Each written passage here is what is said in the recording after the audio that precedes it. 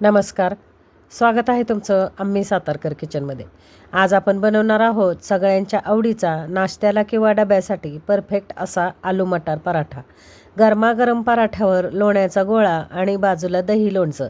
आहा! एकदा खाल तर पुन्हा पुन्हा खावासा वाटेल अशी ही रेसिपी आहे. चला तर वेळ न घालवता रेसिपीला सुरुवात करूया.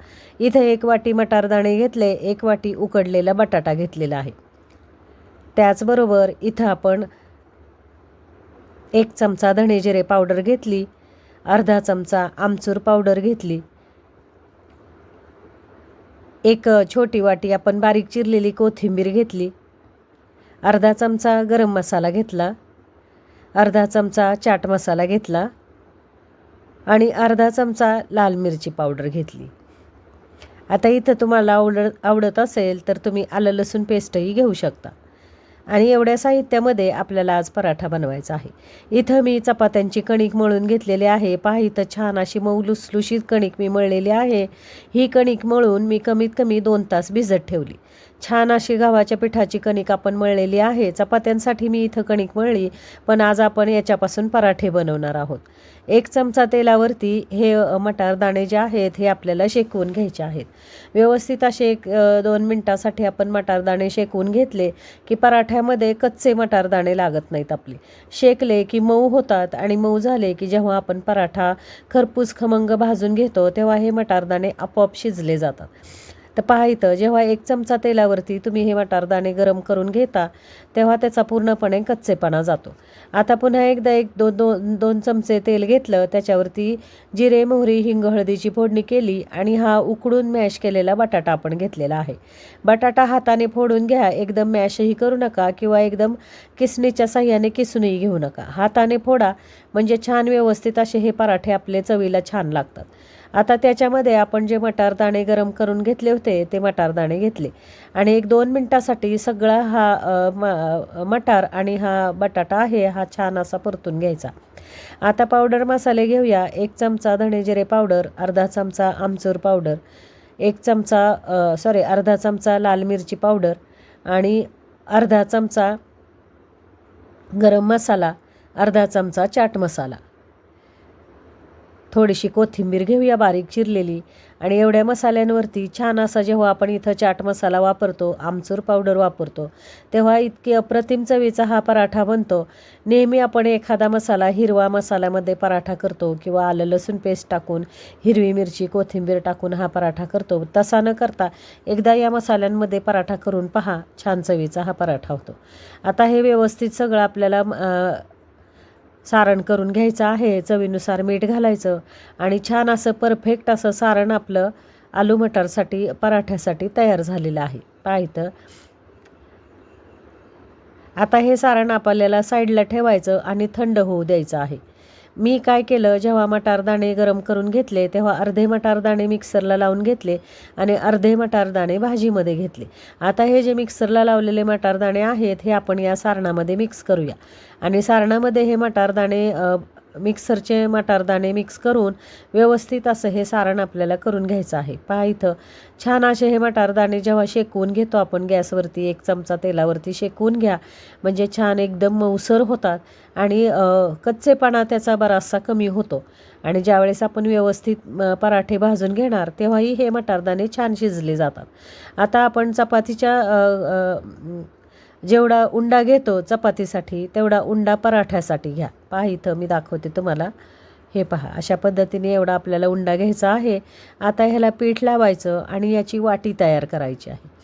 2 पद्धतीने मी इथं तुम्हाला पराठे लाटून दाखवणार आहे. एका पराठ्यामध्ये मी चीज भरणार आहे आणि एक पराठा आपण प्लेन करणार आहोत.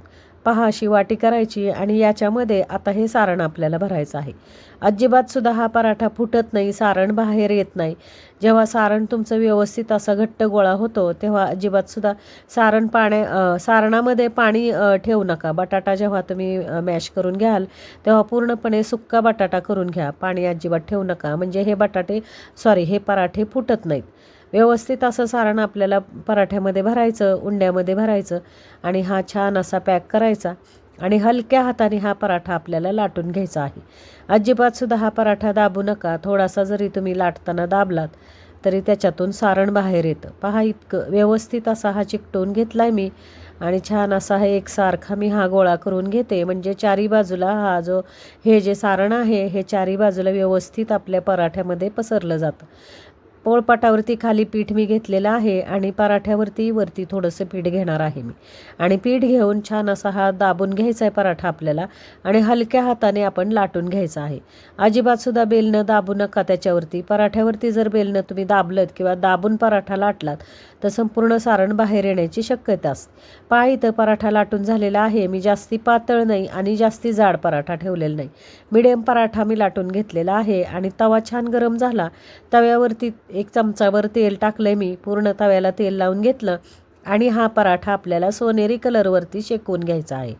पहा, इथं छान असा तवा आपला गरम झाला आणि गरम गरम तव्यावरती सोनेरी डाग पडेपर्यंत हा पराठा शेकवून घ्यायचा. आणि अशा पद्धतीने आपण तर नेहमी आलू पराठे तर नेहमीच करतो, पण एकदा आलू मटार पराठा करून पहा तुम्ही आणि याची चव घेऊन मला कमेंट्समध्ये सांगा तुमचे पराठे कसे झाले आणि कशा चवीचे झाले. जसे मी मसाले घातलेले आहेत पराठ्याला, अगदी त्या मसाल्यांमध्ये पराठे करून पहा. अप्रतिम चवीचे पराठे होतात हे. आणि पाहू शकत असाल थोडंसुद्धा सारण आपलं बाहेर आलेलं नाही आहे. अगदी वाटाणे किंवा बटाटा जे मटार आणि बटाटे जे आहेत व्यवस्थित असे आपल्या पराठ्यामध्ये बसले आहेत. आता मी दुसरा पराठा तुम्हाला लाटून दाखवते. हा मी चीज पराठा करत आहे. सुंदर चवीचा हा चीज पराठा होतो. या पराठ्यापुढे तुमची मुलं पिझ्झा बर्गरसुद्धा विसरून जातील, इतका छान हा पराठा होतो. पहा, इथं मी सारण भरते. मी सांगितल्याप्रमाणे बटाटे जेव्हा तुम्ही उकडून घेता तेव्हा जास्त वेळ पाण्यामध्ये ठेवू नका. बटाटे पटकन काढून घ्या आणि कोरडे करा. आणि याच्यावरती मी मोझरेला चीज भरते. पहा, इथं तुमच्याकडे मोझरेला चीज नसेल तर दुसरं कोणतंही चीज तुम्ही भरलं तरी चालेल. तर पहा इथं, आणि पूर्णपणे हा पराठा असा आपल्याला भरून घ्यायचा आहे. आता बंद करूया आणि हलक्या हाताने हा पराठा आपण लाटून घेऊया. पहा, अगदी चीज भरलेला पराठा तुम्ही मुलांच्या डब्यासाठी दिलात, अगदी नाश्त्याला मुलांना दिलात तर नक्कीच तुमची मुलं हा हेल्दी पराठा होईल आणि नक्कीच मुलं पिझ्झा बर्गर खायचा विसरतील. इतका सुंदर हा पराठा होतो. पूर्णपणे हाताने असा पीठ लावून दाबून घ्या पराठा, म्हणजे चारी बाजूला चीज पसरलं जातं आणि त्याचबरोबर हे आतलं सारणही व्यवस्थित पसरलं जातं. हलक्या हाताने हा पराठा लाटून घ्यायचा आहे. जास्ती पातळ नको आणि जास्ती जाड नको. मिडियम पराठे ठेवा. एकदम पातळ लाटलात तर सारण फुटून बाहेर येईल आणि जाड ठेवू नका. मिडियम पराठा ठेवा. तव्याला तेल लावा किंवा तूप लावा आणि त्याच्यावरती हा पराठा खरपूस असा भाजून घ्या. अजिबातसुद्धा सारण बाहेर न येता हे पराठे छान असे मऊ लुसलुशीत खरपूस पराठे आपले तयार होतात. पहा, इथं छान असे सोनेरी डाग येईपर्यंत आपल्याला हे पराठे शेकवून घ्यायचे आहेत. आणि असा पराठा जेव्हा करून तुम्ही मुलांना टिफिनमध्ये द्याल तेव्हा मला वाटतं मुलं नक्कीच रोज या पराठ्याची तुम्हाला मागणी करतील. अगदी तुम्ही नाश्त्यालाही हा पराठा खाऊ शकता. हेल्दी आहे, छान असं भरपूर आपण त्याच्यामध्ये चीज भरलेला आहे, छान असा मटार आणि बटाट्याचा पूर्ण सारण केलेलं आहे. भरपूर सारे आपल्याला जसे आवडतील तसे आपण मसाले याच्यामध्ये घातलेले आहेत. त्याच्यामुळे याची चव भन्नाट चवीचा हा पराठा होतो. अगदी सुंदर, तुम्ही करून पहा.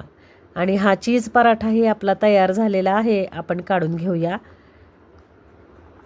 आणि अशा पद्धतीने मुलांच्या टिफिनला हा पराठा करून द्या. मुलांना नाश्ता म्हणून द्या किंवा अगदी तुम्ही ऑफिस टिफिनसाठी सुद्धा नेऊ शकता. एक गरमागरम पराठा मी तुम्हाला तोडून दाखवते, जो चीज पराठा आपण केला. आणि पाहू शकता तुम्ही इतकं छान हे चीज मेल्ट झालेलं आहे पराठ्यामध्ये की याच्या पुढे तुमचा पिझ्झासुद्धा फिका पडतो. पहा, इथं मी तुम्हाला काढून दाखवते. सुंदर असं हे सारणही छान भरलेलं आहे पराठ्यामध्ये आपल्या. आणि हे पहा, छान असं हे पहा किती छान चीज आपलं मेल्ट झालेलं आहे. आणि नक्कीच मुलांना हा पराठा, गरमागरम पराठा नक्कीच मुलंही खातील आणि घरातले मोठेही आवडीने खातील. आणि करून पहा, खाऊन पहा. रेसिपी आवडली तर चॅनल लाईक करा, शेअर करा, सबस्क्राईब करा. धन्यवाद मंडळी.